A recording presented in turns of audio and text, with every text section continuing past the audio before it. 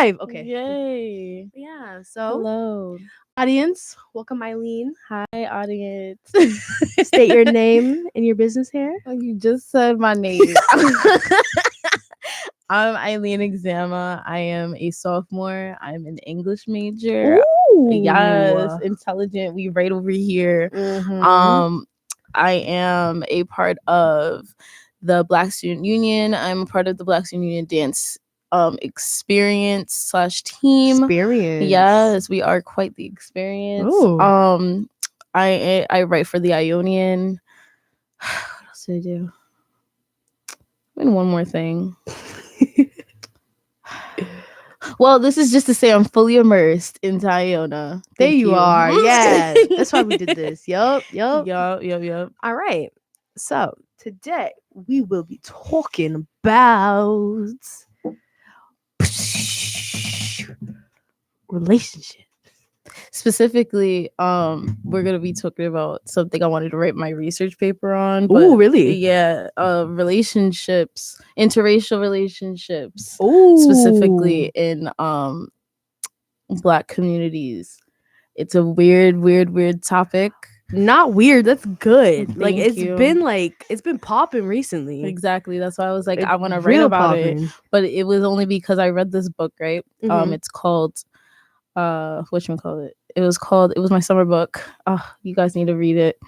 The Wedding Date, not The Wedding Date, that's what I'm reading now. The Proposal by Jasmine Gullery. The Wedding Mhm. Date I'm reading right now, it's also by Jasmine Gullery. And Mhm. in The Proposal, she talks about this couple. It's a Spanish and Black interracial couple, and it's Mhm. so cute. The entire book is so adorable. And how I remember it talks about this couple who are from different parts of LA that do not do dating at all. It's a contemporary romance. Oh, So okay. it discuss like currently if you talk to anybody, right? If we're gonna sidebar, if you talk to anybody right now, they all tell you that they do not do relationships, including me, because we're in a day and age where being committed Yup. to something is Very, very very. taboo, and it's so weird. Because of because mad people are out here thinking they're not in relationships or thinking Exactly. they are and they aren't.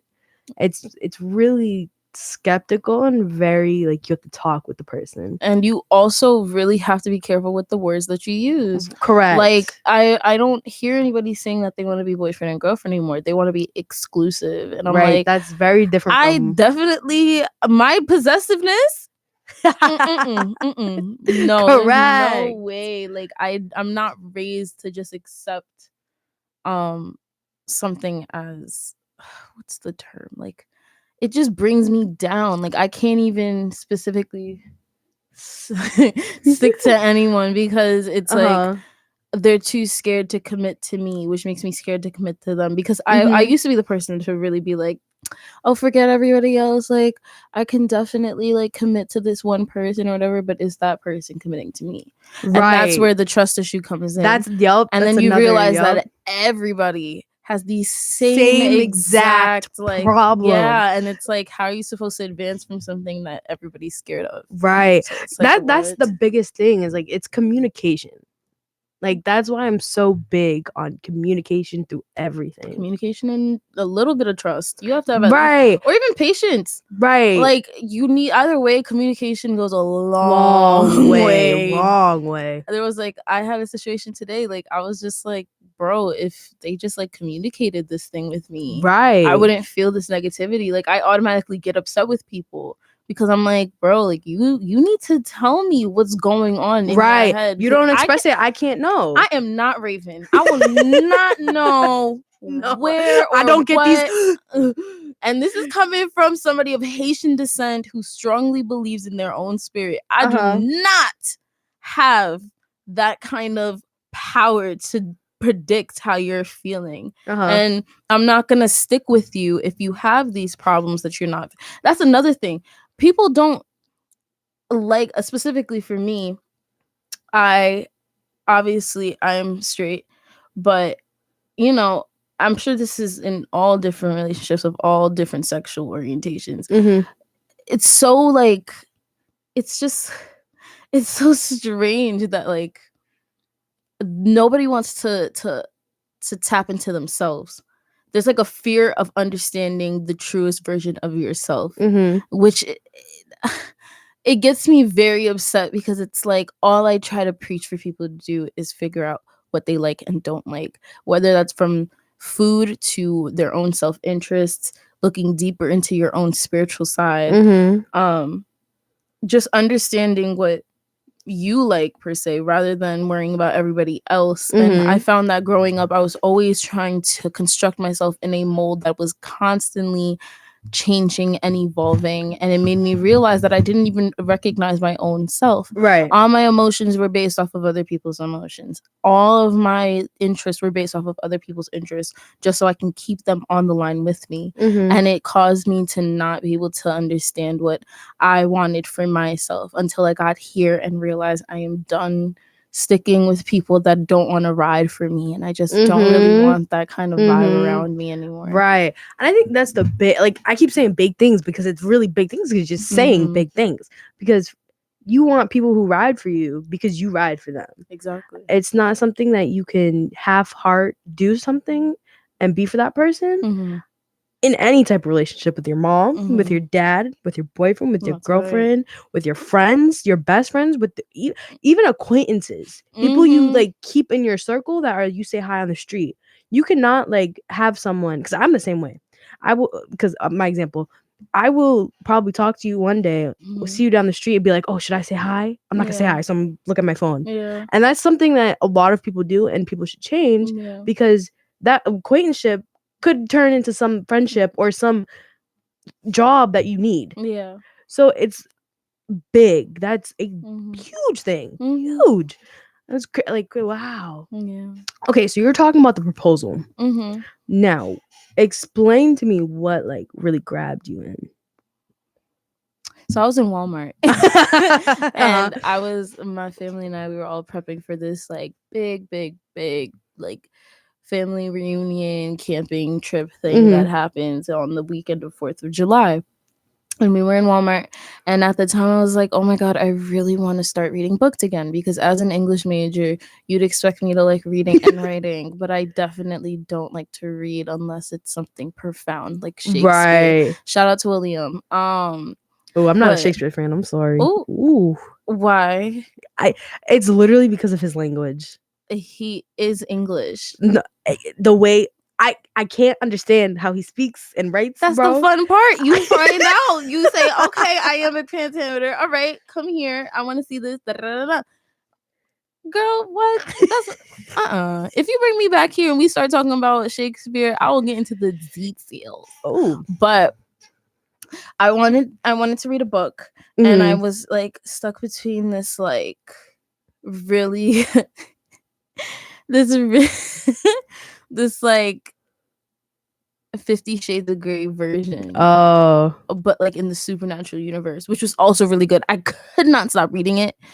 And The Proposal. I finished The Proposal, and I saw it, and I was like, what is this? Like, I'm really interested in what this is. And I read it, and I started getting into it, and I realized that it had to do with this interracial couple, because on the cover it has a Black girl with like curly hair. Like, they actually got the volume of her hair and stuff, which I was like, oh my god, like, yes, hey, and she was dark skinned, which is a whole other conversation. Yes, a whole nother conversation. Yes, but we can get into that. But like, it featured a dark skinned girl that looked like me, which got me. And then on top of that, it was representation. It was some guy, some Spanish guy, and I was like, oh my god, like, interracial. Okay. I love it. I want it. I love it. Oh my god, I really love interracial couples. Like, not on a fetishizing like version, which is a whole other conversation. You just keep bringing up like, conversations. I genuinely enjoy learning about other people's cultures besides mine, which is exactly why I love being in interracial relationships. And like, that goes for anything, any relationship, like friendships, anything. Yeah, bro. finding people of other backgrounds. Wow, like literally, wow. Because here's the thing, my best friends, 2 of them are African, Ghanaian and Kenyan. Ooh, just straight Ghanaian Kenyan. That's fun. And I've known them since 8th grade. They did not introduce me into like their culture, like immerse me like not fully, but like start being like, oh, like I eat these foods or I just this, like this is how the weddings go. This did not happen until senior year. I've known them since 8th grade. 8th grade. And it's like, wow. So if y'all people would have, introduced me a little sooner, I could have. But the thing is, there's a fear of introducing your own culture. Like being Haitian, I'm automatically seen as somebody that is partaking in the voodoo thing. And obviously voodoo has a negative connotation. I mean, look at media. As much as I love Princess and the Frog, they made Dr. Facilier look like he was the devil when I know he was messing with some really bad spirits. Right. But there's more to voodoo and really? To what people think. Haitians, we're deeply rooted in our African roots because at the end of the day, we all originated from Africa in these countries. And when you go into it, like if you really want to, like this is a very brief, vague response to it because I don't particularly practice voodoo, but I do respect it because I do believe in it. Spiritually, everybody has the power to understand other energies, and they have the power to feel those energies in an empathetic way. I consider myself a very empathetic person to the point where I will literally feel somebody else's energy in a room and I will start dragging myself down with that. Especially with somebody as me, somebody as pessimistic as me, I cannot be around too many people for too long because then I go into this thing I call hibernation, which I'm currently in right now because I cannot, especially since Mercury's in retrograde right now. Oh my, don't even get me started. Mercury I think in retrograde has put me down. Oh my gosh, I've been below the ground. Yes. I don't care what anyone says. Mercury retrograde is real. And astrology is real. Yes, it is. And if you don't believe in that, I'm sorry.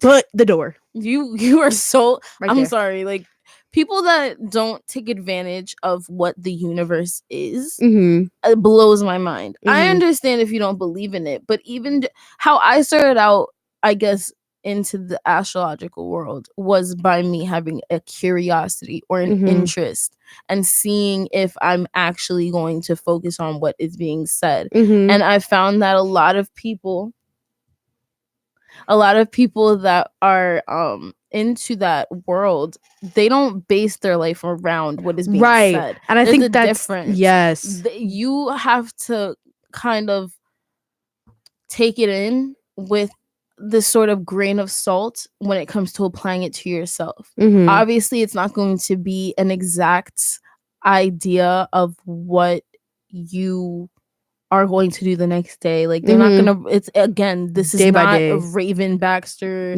predicting, but this is just an oversight of what the planets and the stars are trying to tell you universally. Right. See, I don't think I believe in that aspect of it, but I do understand that aspect. You see what I mean? Like there's a respect with it. I don't expect you to believe that because obviously, like how I see it, my spirituality and my religious beliefs all come together as well as my ancestry. So I always feel as though, all of my past ancestors, especially ones that I have lost recently, I consider them to always be next to me and giving me eternal, blessings and stuff like that. And I mean, I feel like even if you weren't believing in the actual ancestral part of it itself, even the idea of knowing that someone else is out there for you. Like, I know I have a guardian angel. His name is Anael. I looked him up. My dad, who has like a book of guardian angels, he told me that's his French name. It's something that I consider very deep into my heart and into my roots. And I try to preach it as much as I can, but I'll never force it onto you. Right. I just want people to know that there is somebody always watching over them. because I feel like a lot of people feel like they're alone in these processes of life, but like you're always with somebody. You're just in a tribulation. That's yes. I don't know how we got over here. I don't either, but like wow. But yeah, so we got like 2 more minutes. Ooh, we a little long. Ooh, it's okay. We got 2 more minutes. We're gonna 2 more minutes. Okay. So basically we started off with interracial couples. And I got one question. Yeah. Why do you think there's so much hate against it? Because people have this stigma of losing their ethnicities and their races within the fusion of other races. So if you want to look at it in the perspective of Black love, a lot of people in, you know, specifically Black culture, we don't really like the concept of losing our blood to other races that disrespected us in the past. That's a very overgeneralized statement, but what I mean by that, if you really want to hear me out, is a lot of people have this idea that if I get with, say for me, if I get with this white man, right, I'm automatically giving myself away to the man because I'm talking to somebody outside of my Black race. But what if I want to, though? Right. And that's where the kind of like, but here's the thing, some people, and I noticed this and understand it because there's this movie that just came out. I can't remember the name. It's on Netflix and it just came out. It's with Angela. What was her name in Scandal? Angela Bassett. Yeah, I didn't want to say. Oh no, Viola Davis. No. Angela Bassett. Yep. She was in this movie with this white man. She had a baby boy. 17. He was light skinned. You know, had light eyes. We didn't really see the picture of him throughout the movie, but throughout the movie, I'm not gonna spoil it. The white man and Angela Bassett, because I forget his name, were talking, and the way that they were talking was terrible. Like the relationship was just terrible because it was solely based off of race. The whole conversation solely based off of race. It was him, like, it was mainly her being real and like, okay, you did not want my Black son to grow up Black. You wanted him to be a certain way. You wanted him to be white. You wanted him to be, you know, with these certain, like, his family was a military family, so you wanted him to go to the military as well. So that's, in that aspect, I kind of understand why there's so much stigmas against it, but I also feel like there's, like, no, who are you to tell someone else how to live? I feel like outside of that statement, though, because I feel like that's just something to just kill the conversation in a way. If we were to really go into detail about interracial couples themselves, I feel like there's a fear of a loss of bloodline, as stupid as that sounds.